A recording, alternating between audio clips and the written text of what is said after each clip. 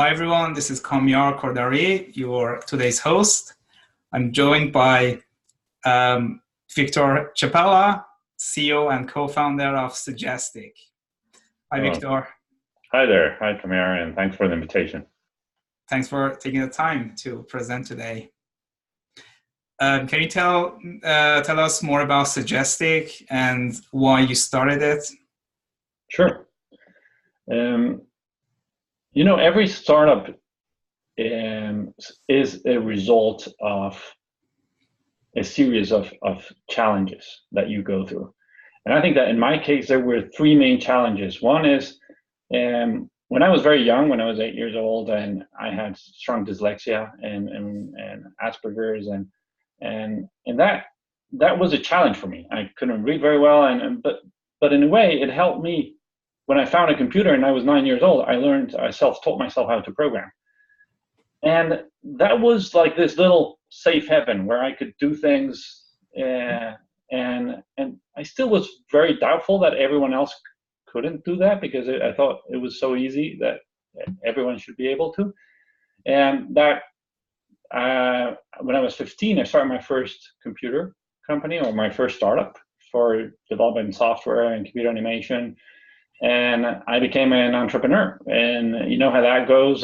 By 23, I had 300 employees. By year 2000, I was over 1,000, shopping for a helicopter, and believing that my next stage in life would be a venture capitalist. And then year 2000 happened, and after raising a lot of money, I ended up selling the ones that were working, and ended up without almost, actually no money.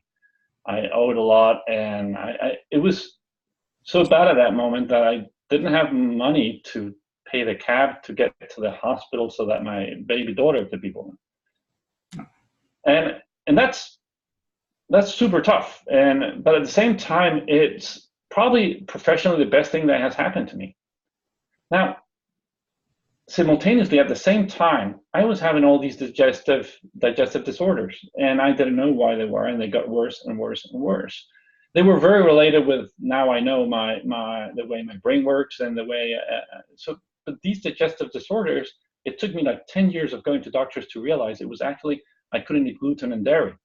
And when I realized that, it was long before it was even fashionable to do so. Nobody even knew what gluten was. And it really changed my life. I went from my CPU, my brain fog, like I would have to struggle and battle with that every single day, inflammation, and I have C-reactive protein off the roof. Everything was super bad. When I took those two things off, it just became like night and day. I went to 90% CPU utilization up here, from 50. Like, it was just miraculous, and I had never. So throughout my different ventures that I started over the years, I sold a couple, and they were mainly, actually sold three, and two of those were in artificial intelligence.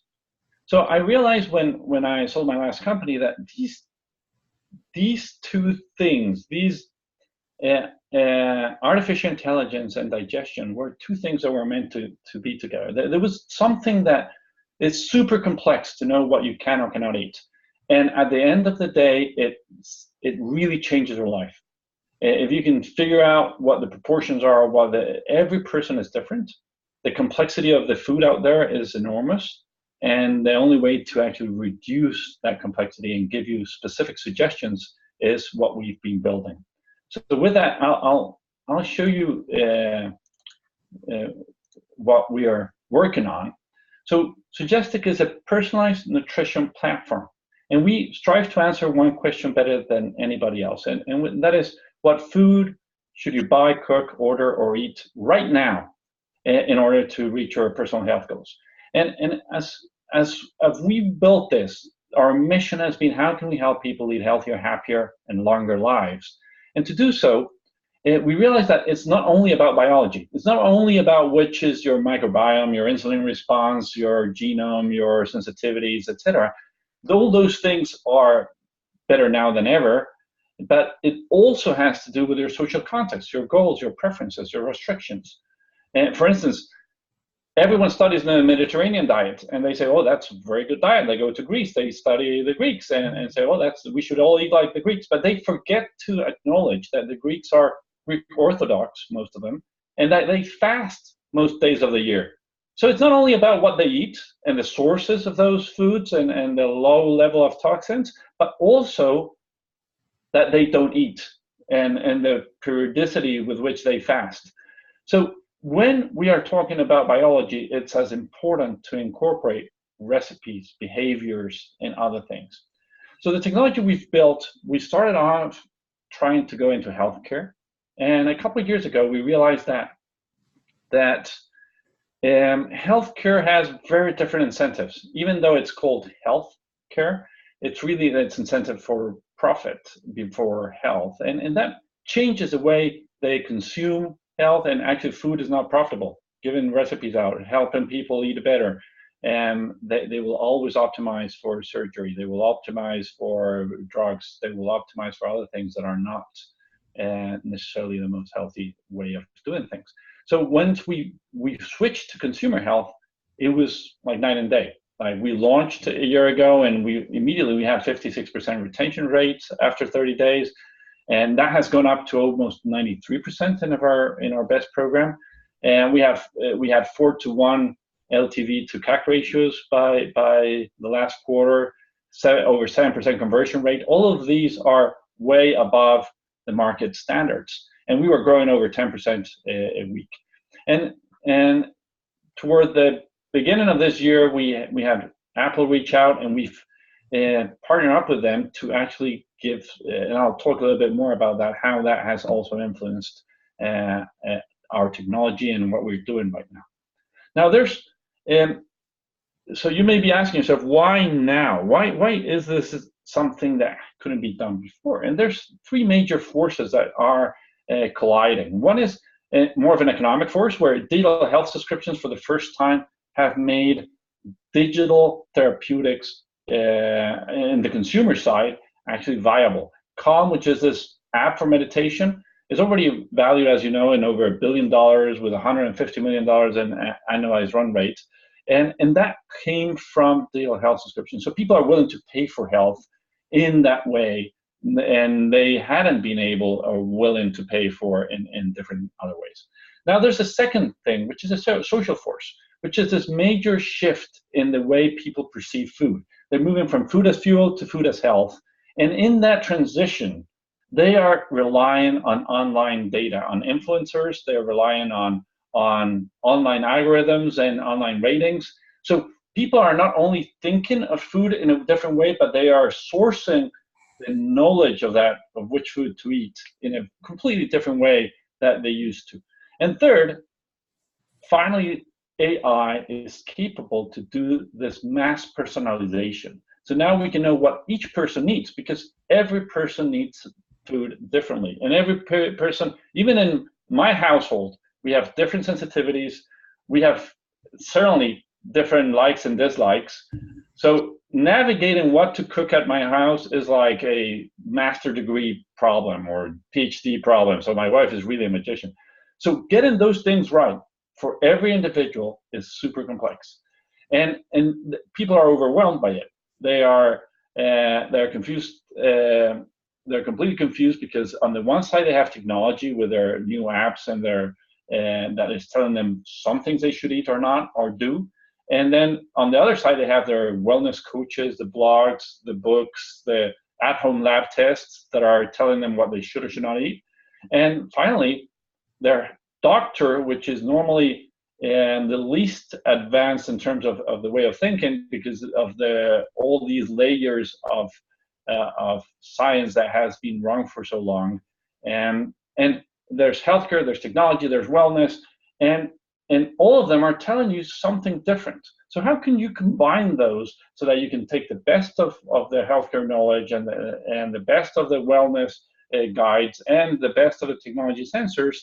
And we realized that we need to guide people. And guidance is something that is not only about telling them which ingredients they should or should not eat, but telling them how to think about the problem, how to think about their eating patterns. And that's why we brought in New York Times bestselling authors who have proven that their programs work for people. So there are MDs that have studied different types of nutrition programs. And as we combine them all, we've created a delivery through an app that on the one side can use as input things like as our food sensitivity test to know which foods you can or cannot eat. And then it personalizes with you, it helps you choose one of the eating plans, and it makes it very actionable. So let me show you what I mean by that by giving you a very quick demo of the app. So I'll be sharing my phone. So right now, if I were to select a program, you would go through a quiz of which things you want to do, which preferences do you have, and based on that, we help you select the 3 top choices of which are the programs that could be good for you. You could see all the programs we have in the list, and you could decide to go, for instance, with Dr. Davis's Wheat Belly, which I already have. So this one here, I start the program, great. And so now my program is the Wheat Belly 10 grain detox, and I have a place where I start the program, and I have videos from the author that I can look at. I have activities I have to do every day, and I have a meal plan for each day that I can directly log and say, this is what I had for breakfast, and boom, and then you have your net carb counter on the top, you have your daily intake that you've had so far, and your planner. So not only can I change the things I eat every day, I have the whole week up front of me, and I can select all these items and send them to my shopping list. And once I have them in a shopping list, I can go out and search for those. Now, having all the items per shopping list, per recipe, and changing the number of servings, and this allows people to very quickly follow a program. It has all kinds of recipes. We have over 1 million recipes, and each of them has a score, if you can notice, of how good each of these recipes are for my brunch, lunch, dinner, snacks, desserts, and a score. And they get included within my specific program. Now, if I were to eat out, and this is one thing that is pretty unique to us, we have over 500,000 restaurants where our deep neural network actually knows in any of these restaurants in Palo Alto, which one, and anywhere in the US for that matter, what things can I eat? So if I click on any of these, it will tell me the 3 top choices for me, and I can go in and see what the ingredients are. This is our AI at work. What are the ingredients within each of these? I can see the full menu, and I'll have a score for each item that I can eat. And if I take off the filter in the right top hand corner, it shows me also the things I cannot eat. And I can say, I don't even know what this is, but it certainly is something I cannot eat. So if I decide to eat any of these, I can say I like this, or log it, and it immediately logs it into my food. Now, what if I was already sitting at the restaurant? So we have a new augmented reality feature that allows me to overlay directly what it is I can or cannot eat. This is what we're working on and that we will be launching with Apple. And it basically reads a menu and tells you in real time a score for each of the menu items in the menu you're looking at. So basically, this augmented reality feature has layers and layers of AI to make it work, and it's one of the most complex things we've done. We have like 3 patents around it that we've one of them already granted, 2 more in the process, and it basically allows us to be very prescriptive and follow people to where they are. In this case, the restaurant itself. In addition, this augmented reality feature is precisely what Apple is so interested in, and so they're helping us. They'll most probably be promoting it and featuring it in different ways, and they're helping us with resources from their app store and their technology and their UX departments to actually make this as good as we can in preparation for their launch of their new operating system in September.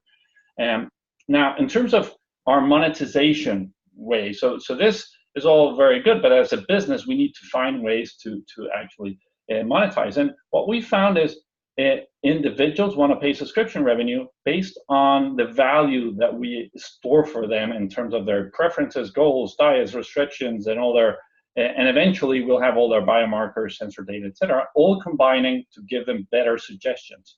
Then on the suggestion level, which is a green circle around that, that's our partner revenue. We are also doing white box apps for specific verticals with some partners. We have group fees that will come in through, for instance, coaches can bring in their people. We are going to launch a coaching portal where a health coach or a nutritionist, a dietitian, a healthcare practitioner can bring in their own individuals and not only give them a diet, but also personalize it for them and follow up with them through the app. And finally, we have SDKs and APIs that will come online. And the third revenue stream that we have is referral fees. Every time we suggest something, there's a potential to actually take a cut of that meal plan delivery, of that grocery delivery, of our dietary supplements. We're talking with partners in all these spaces to start not only suggesting, but sending these things directly to each person's home. Now, in terms of our AI behind this, artificial intelligence is very broad. What we've used it for is to solve specific problems. So one of the problems we had is there was no database for restaurant menu items and their ingredients. So we created a deep neural network that actually, based on the name of what the menu item says, and reads the description, reads the section name, and it brings back what are the ingredients and what are the nutrients for those ingredients, what are the proportions of those ingredients, what are the macro levels, and it does so with a very, very high level of accuracy, which is already 0.98 or above of area under the curve in an ROC. And that is, we call it MLOM because it stands for multi-layer, multi-ontology, multi-model.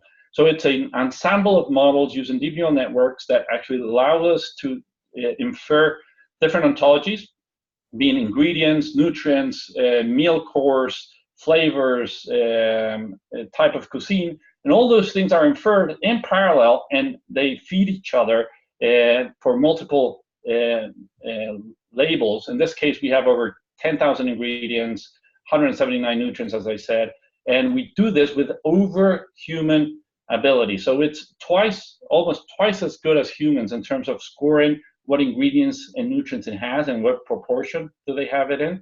And then on top of that, that's how we learn.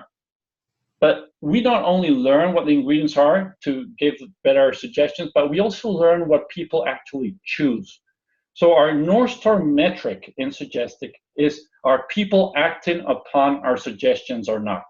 So we create these hidden Markov chains of what are the things that people click on that are also healthy for them.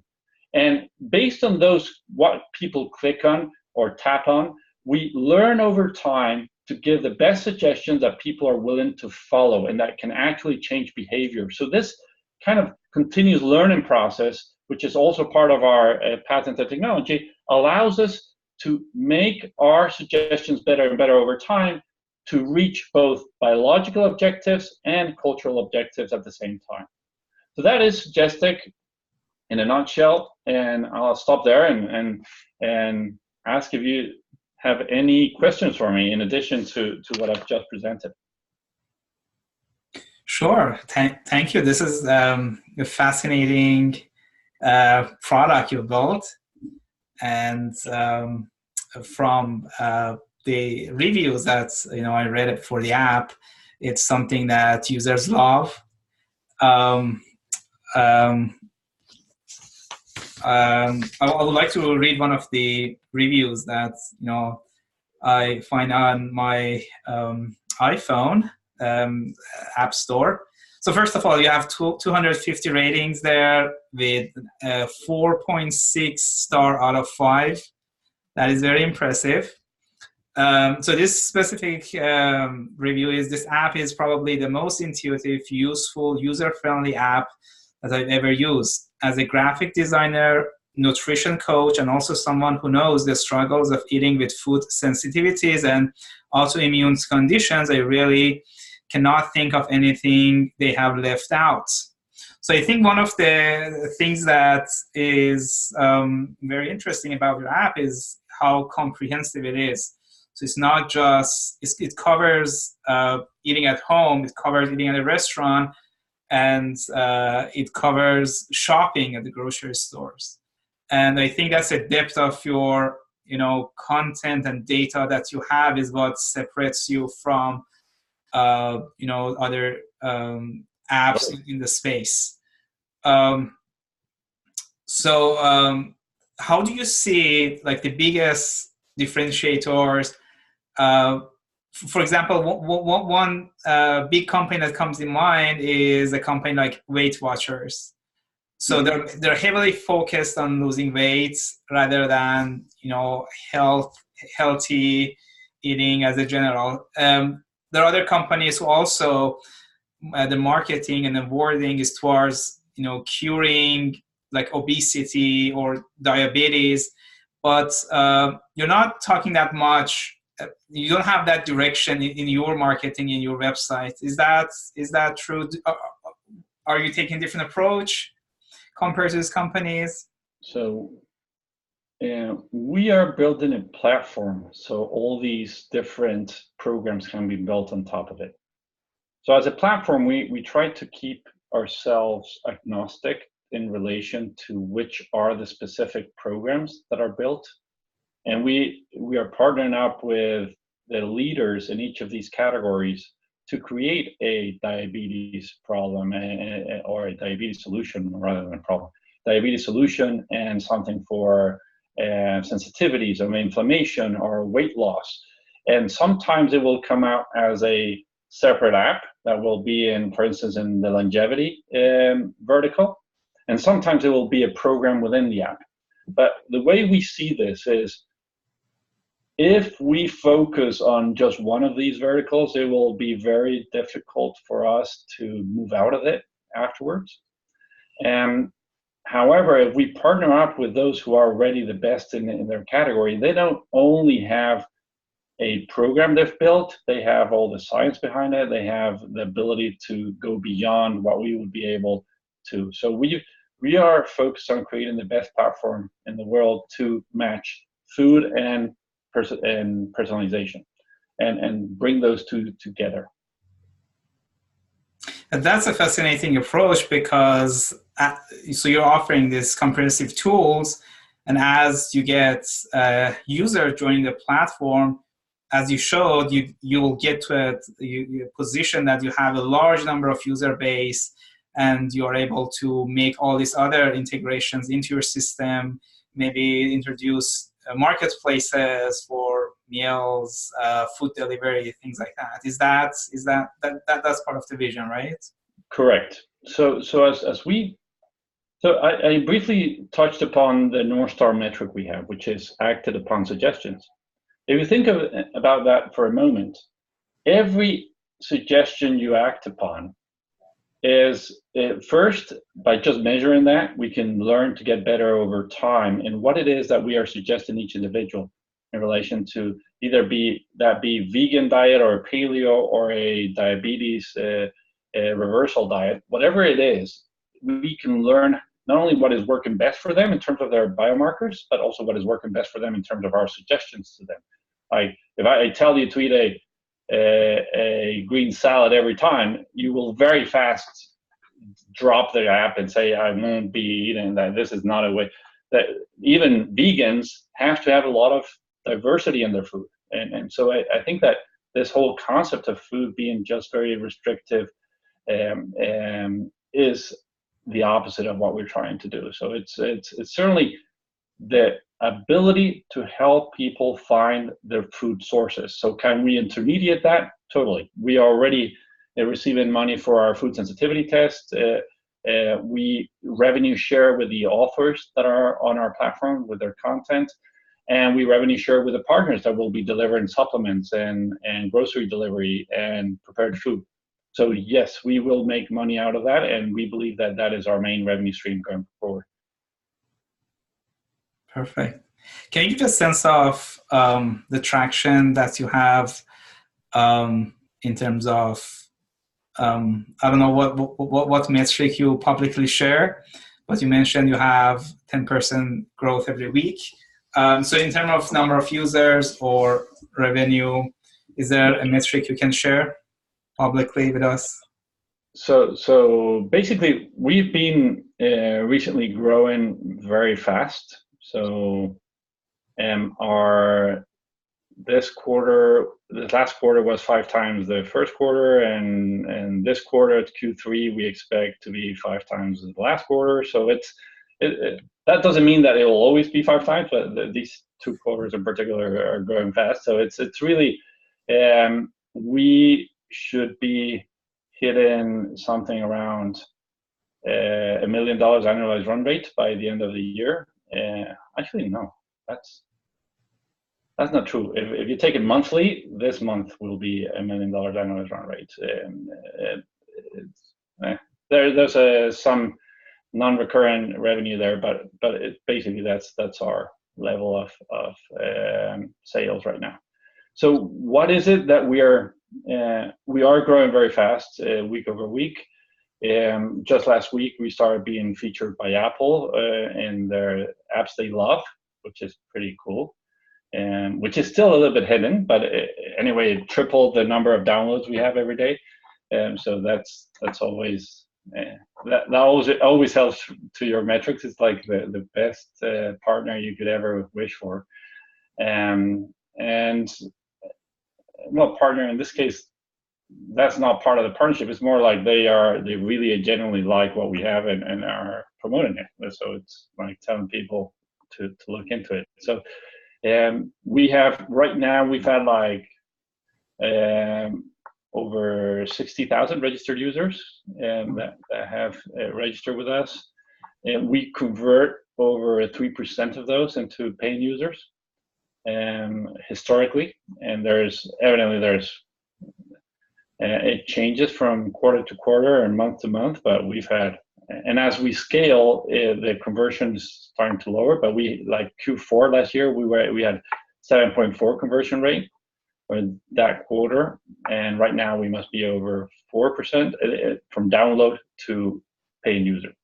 So all the metrics we're seeing are pretty solid in that sense. Yeah, those are solid numbers. Congratulations. Thank you. That's great. So let me ask you general questions about the whole experience of building a AI startup. So what has been your experience? What are your tips? And what are some trends that you're excited about, that you're fascinated with?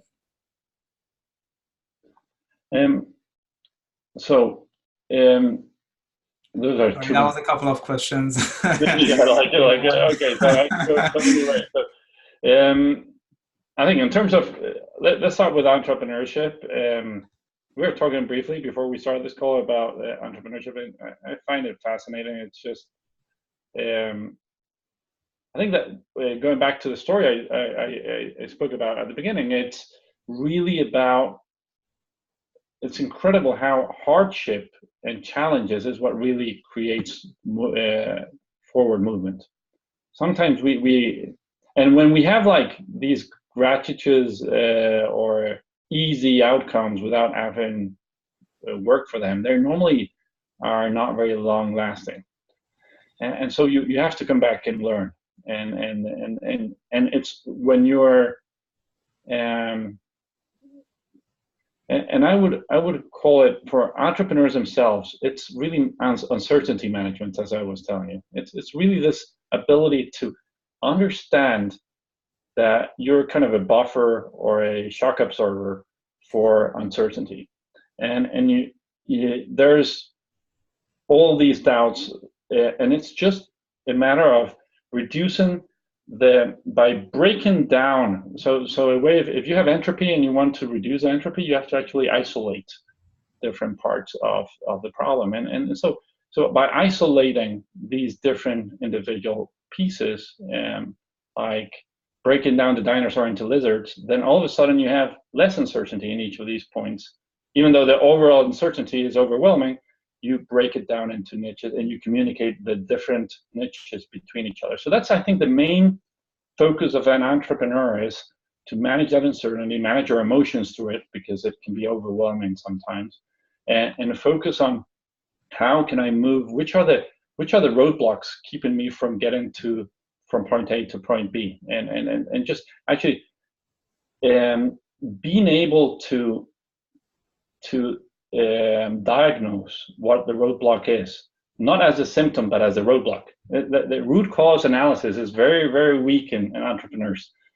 Sometimes it's like, oh, my problem is I haven't raised money from investors. No, that's not your problem. That's your symptom.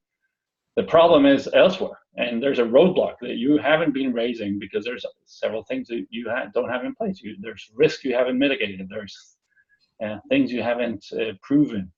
And I think that as an entrepreneur, understanding the difference between symptoms and core problems, and what the roadblocks are, and how to create a plan and assign resources, both human resources and monetary resources, to overcome that thing that is blocking your way, as opposed to having wishful thinking, which I've had a lot in my life. But wishful thinking doesn't get you anywhere. Like, we have the goal of selling X and X. If you are not spending money and have a plan to get there, it won't happen. Sometimes it will, but it will be completely random. So that's the entrepreneurial side. Then you asked me also about AI. Is that right? Yep. Okay, so I subscribe to the idea that AI will fundamentally change everything we know in a deeper way than what most people foresee. And if you go into the social fabric itself, the social fabric in the world has been built around the fact that human beings are the source of labor, both intellectual and physical labor, and that human beings, therefore, everything is organized around people working and creating things and making money for a little piece of the value they're creating. And with AI, a lot of the jobs that were exclusive to humans because they were not repeatable, and so the robots wouldn't do them and the computers wouldn't do them easily, AI allows these computers and robots to learn over time. And anything that a human can learn, a computer can learn, both physically and intellectually, except for very abstract things. And that is right now, but eventually I think it will get to abstract. But the main idea is that long before we have full artificial general intelligence, we will have an erosion of the sources of work around the globe. So that means more and more jobs will go to computers and robots because it's cheaper. They don't go on strike. They don't need vacations. They have a fixed cost. You put it into assets instead of expenses. There's a lot of financial and reasons to replace individuals. And as we do so, the main difference is, yes, humans have found ways to repurpose humans but this is not a problem of repurposing. It's a problem of there's an easier, faster, cheaper way of doing that. And that means that we will have less need of workforce, and that will change the society as we know it. That will increase the gap between rich and poor, both at countries, regions, and individual levels. And it's just amazingly difficult to foresee how these things will evolve. So for me, the main mission of Suggestic is how could we use AI for the end user? How can we give them a superpower like this decision augmentation capability of reducing their healthcare costs by increasing their health and their health span over time, and making it so that they can afford being healthy. And it's really that mentality is how can we use AI for the broader sense, not to make companies richer, like with fraud prevention or now I think 80 or 90% of everything that is traded in the stock market is computers. So and if you think about most of the wealth now that is being created financially is being created by AIs, not by individuals. Some individuals reap the benefits of that, but that means that there's less people around. Mm-hmm. And as we move into other areas, we will see this more and more. So I think that AI is, even without getting into all the ethical questions about when AI is self-conscious and all these things, even before that, long before that, it will have, every country in the world needed people to migrate to that country because they needed them as workforce, they needed them as soldiers, but now we have robots that can do both things. And now we have computers that can do both things. And so eventually, having more population will be completely reversed. Now, before it was that the more population you had, actually the more kids you had, the better off you would be because you would have more workforce. That inverted at a family level some time ago. And I think that AI will completely invert it at a country level. And so now countries will start closing the borders and trying to be much more protective because now more people means more expense, not more income or more. So basically, I think that shift, which we're not completely fully aware of how, but the speed is enormous. Like you can see the replacement speed of once you have a computer and an AI that can do the work of people or a robot, replacing it is just how fast can you manufacture. And which is not like humans. If you want to replace humans with other humans, it takes you many years to train those other humans.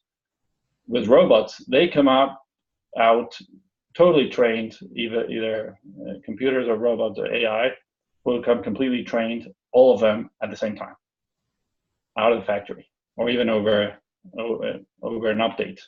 So I believe that we are in the biggest change ever in the human society as a whole, and again, even before computers are smart enough to overtake us, we will have a severe problem with the redistribution of how people who have in corporations should get taxed.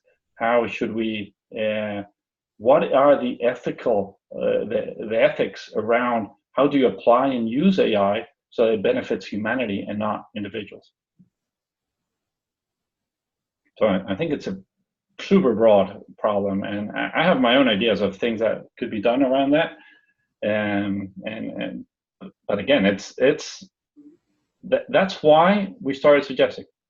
It's really how could we use AI for the best, for the betterment of most people out there, of humanity. And I think that health is already over 20% of